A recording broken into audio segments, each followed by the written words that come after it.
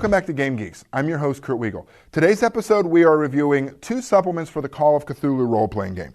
To start with, we have Mansions of Madness. This is a reprint of an older book by the same title they've essentially cleaned it up, gotten rid of a little bit of errata, they've gotten rid of a few typos, they've put in some better maps, some better illustrations that help you along the way with this, and they've also added another adventure toward the end. One of the things that's neat about this was this came out when they were putting out Cthulhu books with themes. For example, Fearful Passages was a series of Cthulhu adventures themed around travel.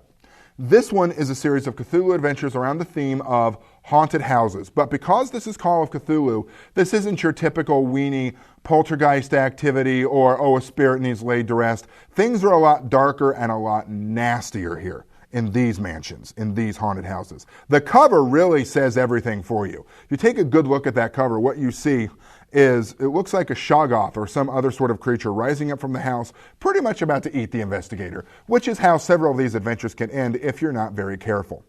These are all really good adventures. My personal favorite in this book is The Plantation.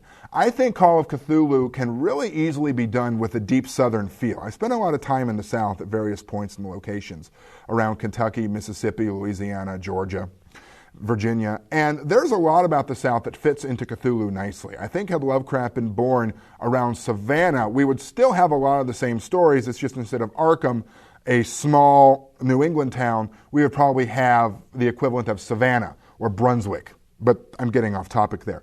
Mansions of Madness. This, like I said, is about haunted houses. What I like about The Plantation is it takes voodoo, but it puts a real Cthulhuoid spin on it, such that you're dealing with sort of a voodoo situation that has some real mythos backing in terms of power.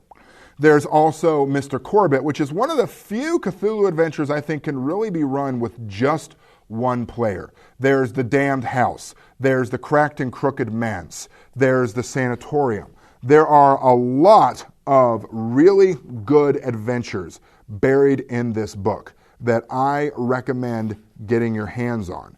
If you want a collection of Cthulhu adventures that sort of don't really tie into an overarching campaign but give you enough individual spots where you can fill in some adventures sort of between campaigns, or you just want to start one, this is a great book to do it with. Now, if you want a full-blown campaign, if you want something that's going to take you a while to play, that your players can go along for the ride, Beyond the Mountains of Madness is the book for you. Now, folks, take a look at this. This is another considerable tome.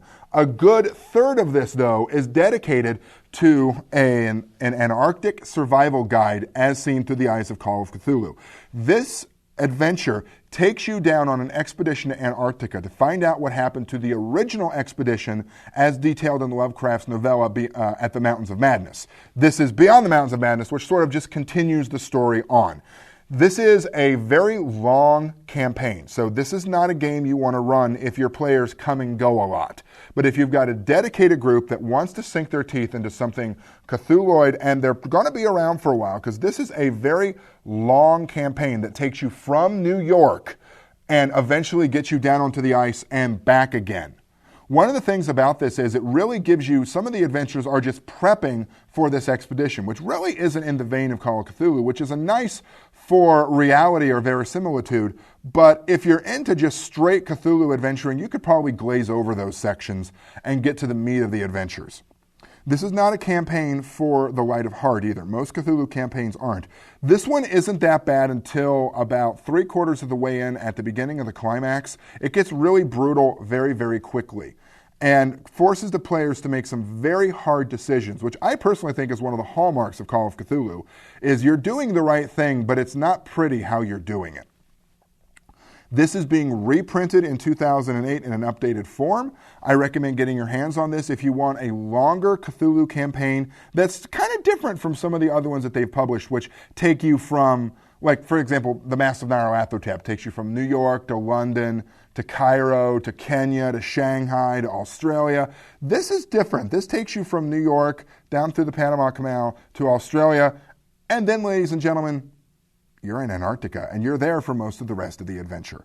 So, 2 really good Cthulhu supplements, Mansions of Madness and Beyond the Mountains of Madness, kind of a madness theme there if you think about it. Call of Cthulhu is one of my favorite games. I don't think you can really go wrong getting either of these books or a lot of what they're putting out these days. For Game Geeks, I'm your host, Kurt Wiegel. Good day and good gaming.